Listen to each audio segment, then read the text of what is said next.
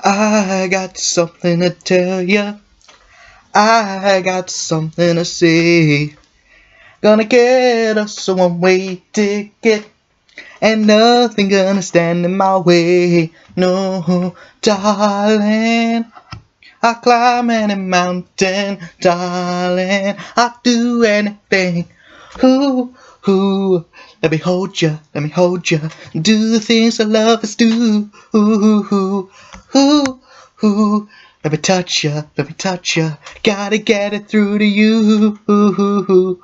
When the going gets tough, the tough gets going. When the going gets rougher, the tough gets demonetized. Yeah, yeah, yeah, yeah.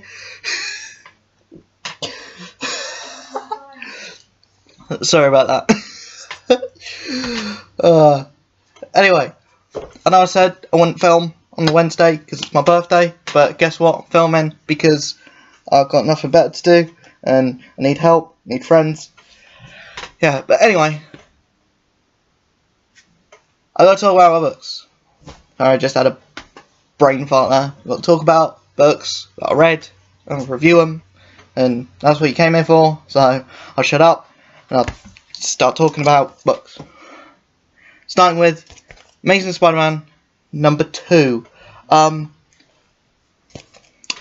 Two things I love about this book, and the rest of it I hate. The two things that I love about this book is, first of all, the art. It's bloody beautiful. Second of all, it's getting Mary Jane Watson and Peter Parker back, which is bloody beautiful.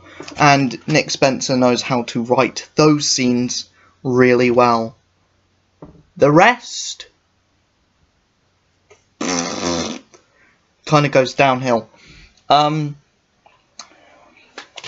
thing is with Nick Spencer is, especially in this book, he's trying to put jokes on every page, almost every panel, and it's really annoying.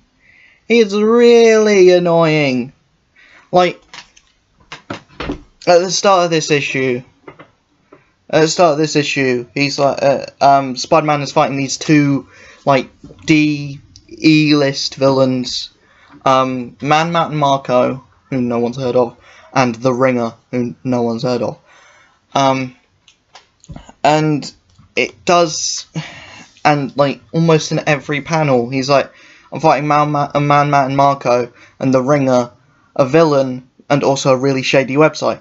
But it's like one joke per few pages is fine. Like, if he's quipping when he's Spider-Man, that's fine. But quipping when you're Peter Parker around a supervillain is, one, it's a dead giveaway that you're Spider-Man. Two, it's a dead giveaway that you're Spider-Man. It just doesn't make sense. Anyway, the book is still enjoyable if you can get past the fact that every other panel is something witty or something funny or some kind of funny remark.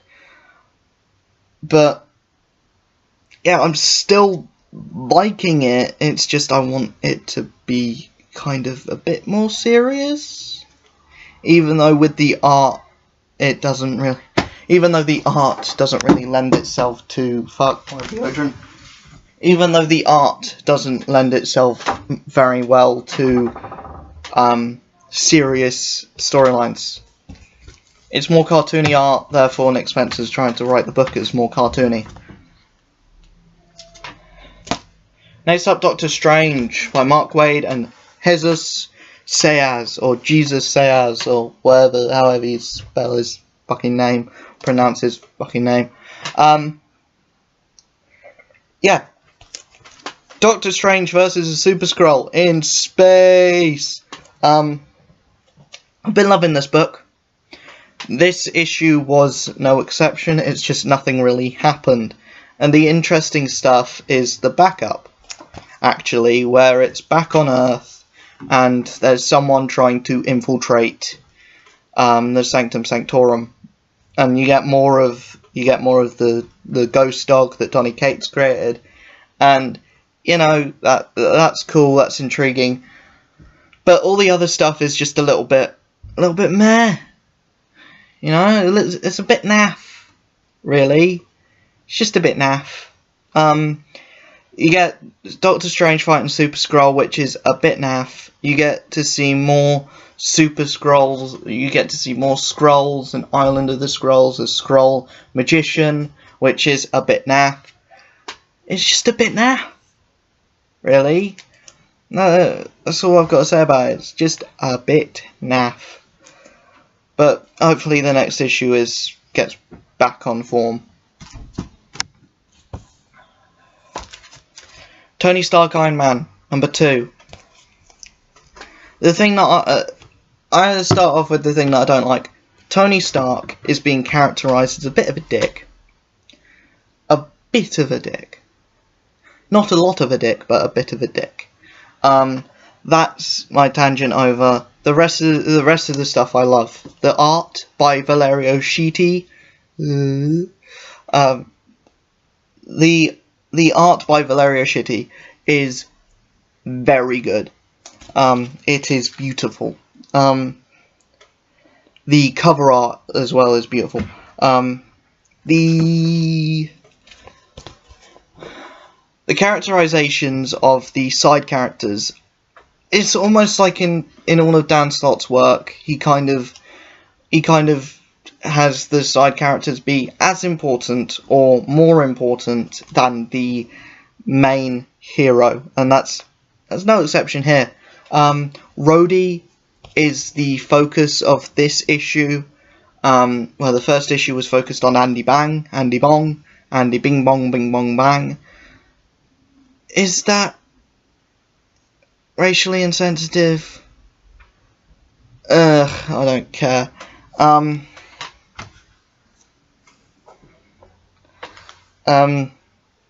Yeah. But, you know, Andy Bang, Andy Bong, Andy Bing Bong. And Jocasta gets a lot in this.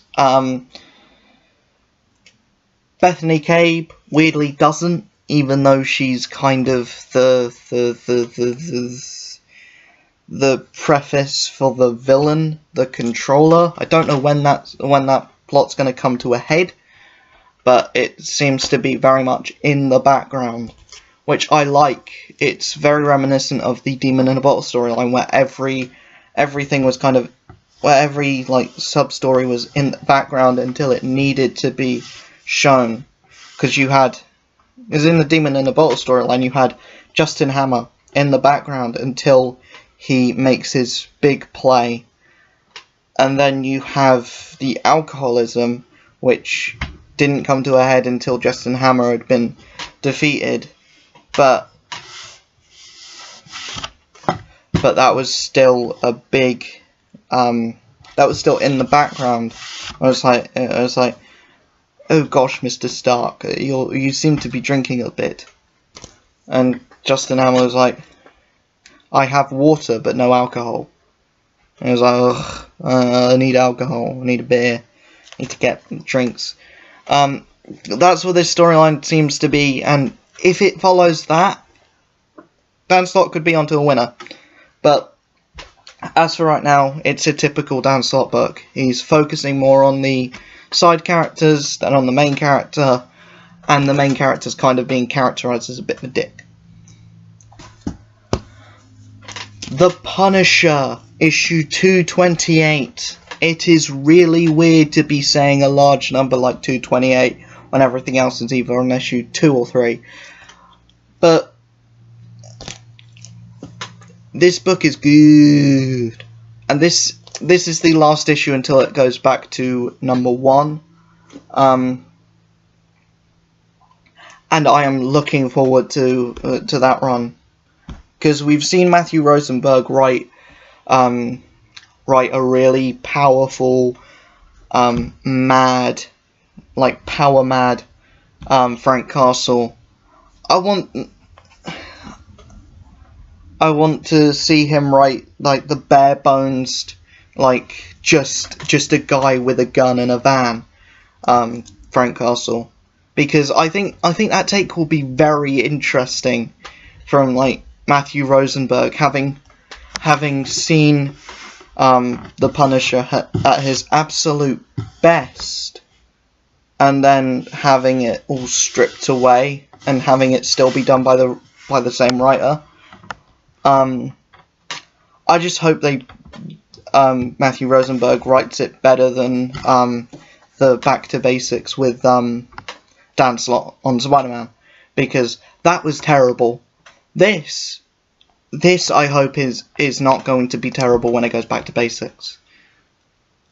That being said, this issue is kind of wrapping up the whole World War Frank storyline of Frank Castle versus all of the superheroes. Iron Man comes in, they have a bit of a tussle, then Rhodey comes in and kind of talks Frank Castle out of the armor, which I thought was amazing, because if there was anyone to talk Punisher out of the War Machine, it would have been War Machine. So yeah, the book is really good, really well written, and I'm interested to see where this goes, because this is in no way a because it does seem like the next run is going to be continuing Frank Castle's hunt for the remainders of Hydra. So that's going to be really fun, and I cannot wait. And it's a different artist as well, so that's good. Hunt for Wolverine, Mystery and Madripoor, number 3. This is the issue with the big action sequence, and I love myself a big action sequence. We see it's basically everyone versus everyone. Magneto gets freed. He has his big action sequence. Domino gets a good action sequence. Yeah, it's basically just a big fight, and it is so fun, and I love it. And because it's a big action sequence, and the artist excels in action sequences, the art is at the top of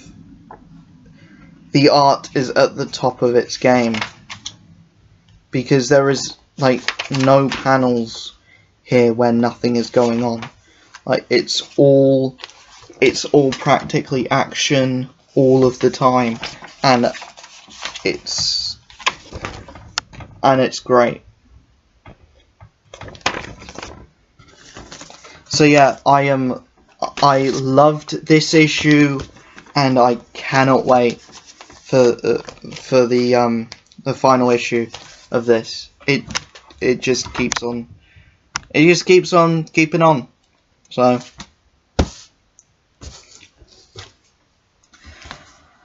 and my pick of the week, to no surprise to anyone, Venom number 4. Every issue of this has been at the top of my basically every issue of this has been my pick of the week, especially this issue, because this issue is crazy. It is the best issue thus far. It's basically the origin of the big bad of the story arc, Null. And I've seen like a lot of people praising this issue, and then IGN just says, yeah, we gave Venom, yeah, Donny Cates gave Venom a new origin, but is it a bit much? No, it's not. No, it's not. It adds a lot of mythology to the character, but it's no less complex than some of Thor's villains. It's no less complex than what J. Michael Straczynski did for Spider-Man, trying to make him like a totem. Here, it's basically saying that Venom is the spawn of a god, that basically this Null character came in contact with Celestials, and one of the Celestials harbored a blade that Null used to kill said Celestial, chop off its head, and use that head as a forge, which does also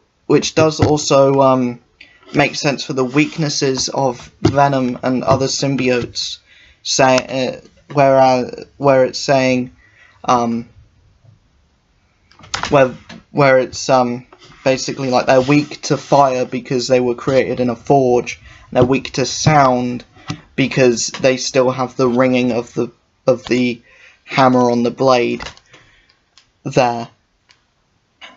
And when Null creates this kind of like army of symbiotes, he decides to attack Earth, and then, but it's during medieval time, and they're like, Beowulf, where's Beowulf? And then Thor shows up and manages to drive this army of Venoms, or like venomized Venoms, if that makes sense.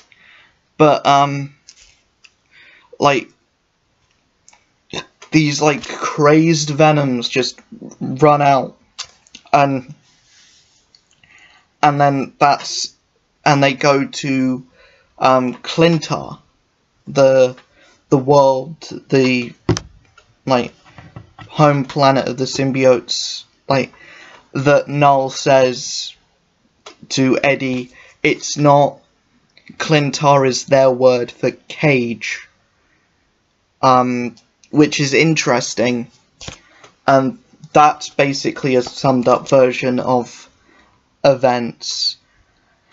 Then there's a kind of a fight between Miles Morales and Null, and we find out that they aren't on Earth anymore, they kind of are on the back of a dragon, which apparently is still Null, which kind of is confusing, but yeah, it's, I don't know why I went to that war. But yeah, this book is bloody brilliant, and it, as long as Donny Cates is writing this, it will probably be my pick of the week every bloody week it's out, because it's so damn good. Donny